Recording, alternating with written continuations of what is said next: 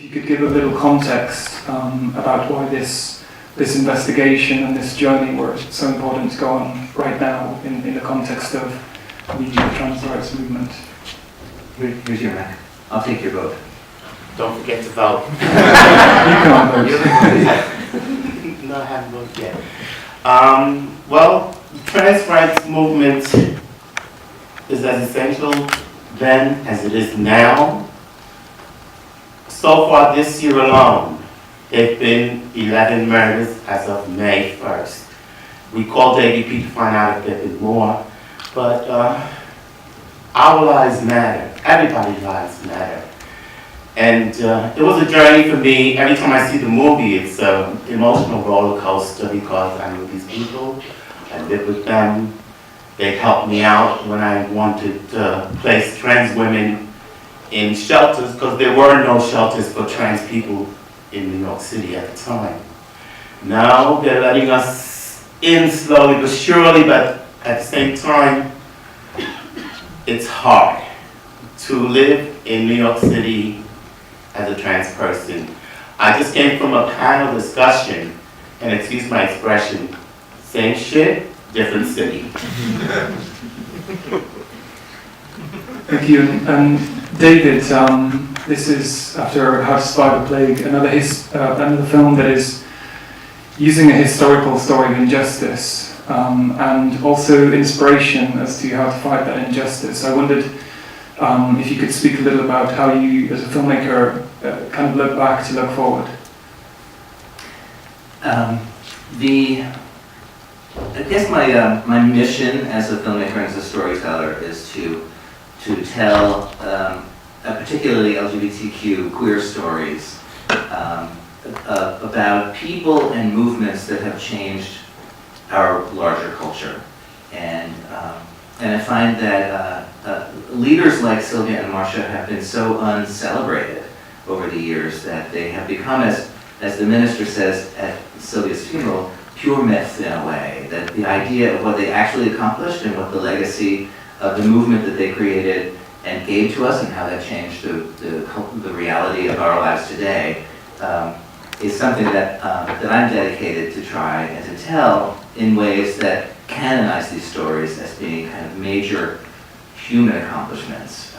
And I think that's what ties those two films together. And in terms of the investigation, there are various conclusions drawn within the film. Is it still being actively investigated? It is being investigated now more than it had been in the past. I think that the film itself I know that it has engendered some embarrassment on the part of the authorities in New York City anyway. And we see in the film that Victoria decided to take the entire case file and bring it over to the FBI, but it arrived at a very weird time in American history, especially in FBI history, and the agency is currently engaged in much weirder undertakings, I think, these days than we were hoping for. But I like to think that it's still on a burner over there. But we know that the prosecutors are now looking at it again in the city, and they're actively investigating some of the leads that Victoria found right there in the case files at the Anti-Violence Project that they now are forced to pay attention to. And you premiered the film in New York not so long ago. I can't imagine what the audience reactions were there. How has it been received in New York? Well, New York is the hometown, of course, and we premiered at the Tribeca Film Festival, and the audiences were packed and so engaged and noisy in a way that we hadn't really expected.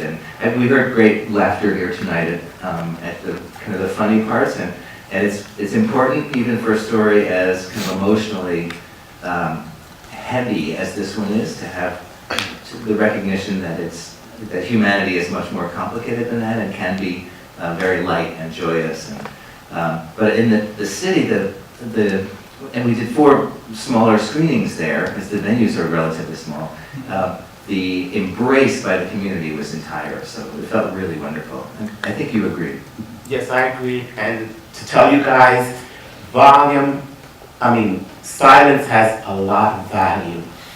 And when, there were parts in today parts of the movies, there was not much laughter, but silence has volume. And that's what I picked up from you guys. Victoria and I are sitting over there going, are you listening? Are you listening? We're like vampires for the audience. We have sucked every emotion out of you as you sat here today. Well, I'd love to open it up to the audience. We'll take a question from this gentleman here. Hi, thank you so much for telling this story. I knew a little bit about Marsha and had seen the very short sort of mini documentary on YouTube, but this sort of really puts it into the wider sort of historical context. So thank you both. Thank you, Victoria. The question was really sort of prompted by that moment where outside the courtroom the guy says about, you've got your gay marriage now, you know, we've been left behind essentially. And just about looking back to looking forward. Obviously this year is quite a big year for us in the UK because we're marking the 50th anniversary of the very partial decriminalisation of homosexuality. So there's a lot of organisations that are looking back at sort of queer histories. But really the question I suppose is about, do you think young queer people are starting to get more politicised again? It's something that I think I've kind of noticed here. I don't know how you feel in America. There's a big discussion around trans rights here that's been, really been kicking off over the past year or two. So really the question was around that. Do you think there's more of a sort of politicised feeling and movement in the particularly sort of younger queer people? I think the young queer people are more accepting and more outgoing as far as fighting for the rights. I think that that gender dysphoria that those little men with their happy white suits call gender dysphoria, the only there is disrespect for human beings, such as myself and other trans women. And with the young people today, I think they're moving it right, but we make a difference. You guys make a difference. If we're together, there's power in numbers, and we have to protect one another. No matter if you're gay, lesbian, bi, trans, and queer. Well, thank you for that, Victoria. There's hardly anything to add to that. I think that certainly on the question of gender nonconformity and transgender acceptance, I think the younger members of the community are much more embracing. I think there's a real generational divide. We discovered that when we sought funding from community donors. Very difficult to find support for a documentary film about transgender people, and I think that we see some of that in the scene in the film where Victoria talks to her boss at ADP, Beverly Tillery, and Bev says, "Look, we have such limited resources that we can't do everything that's happening today, and that tension between funding and ambition and today and yesterday is so real and so such a big problem in the community." So I'm hoping that little by little the energy and generosity of younger activists takes over and helps us make this a kind of a cleaner and better world. And I wondered on a personal level how you both found each other. I had decided I wanted to do this. She's gonna tell a funny story. I'll stay out of this one. But I decided I wanted to do this story about Marsha, and I had for a long time felt a kind of personal responsibility to go back and look at the case. I knew Marsha from her days in New York, my early days in New York, and when she died, I was assigned a story. I was a print journalist to look into what happened to her, and I wasn't able to manage to finish that story. So I always felt this kind of unfinished business. I knew that the Anti-Violence Project had done an amazing body of research around and investigation around the case initially in '92. So I called there and said, is there somebody there for whom this might be of interest and might find this kind of a personally important project to take on? And they immediately directed me to Victoria, who was ending her career there, and so I called her up, and that didn't go all that well. I had just retired after 18 years of being a crime victims agent dealing with domestic violence, sexual assault, rape, homelessness within the queer community. And I wanted to do me, so I avoided him for 6 months. Then I got bored. What do you want? I says, come on in. I said, we gotta meet in person first. And first moment I met David and Mark, I mean, look, we just clicked. And said, this is history and it has to be told. And here we are. Thank you. Are there more questions out there? The lady towards the back, please. This one here. Hi, I thought that How to Survive a Plague was really quite amazing, and what I noticed in this film is that you've done a similar thing with the archive. I suppose my question is, are you aware of the archive that's out there, and then when you watch that, you then kind of build from there? Does that inform the film, or do you do all of your research first and then go and look for archive from particular events, say? So I was just really struck, particularly by the footage of Sylvia where she's being booed off stage, and I was just amazed that I'd never seen that before. It's a phenomenal piece of footage and very moving. Well, thank you. Both of these projects, How to Survive a Plague and The Death in Life, are the product of the research into the footage. I knew in both instances that there was some footage, but just not how much. And I come to filmmaking from investigative journalism, which is to say that it's hard to satisfy me, so I keep digging. And for Survive, we found over 800 hours of archival footage and began to find the story in there. And in this story, because it took place earlier, kind of on the very early edge of semi-consumer or semi-pro video technology, there was a lot less, but a lot more than we had been told we could find. You know, people from the beginning said, you're never going to be able to tell this story using archival footage. And we just dug and dug and dug. And that scene from 1973 with Sylvia in Washington Square Park in New York being formally ejected from the movement. Once we found one camera angle on it, I continued to look until we found 4, and we were able to tell the story kind of in this kind of multi-camera way that gives a feeling of cinema, really. And it was one of those events where we were really convinced, and people told us over and over that we'd never be able to tell that story. And that was also true of kind of Sylvia's journey after Marsha's death. And I had known that she had been on the pier. You knew she was on the pier. Yeah. She was there for about 1.5 years. And what I didn't know was how much of that story we could tell. And we found footage in Indonesia that was shipped to us and came. We opened up this box and all these termites came flying out of it, like Indonesian termites. Like this is risked a cross-species like problem.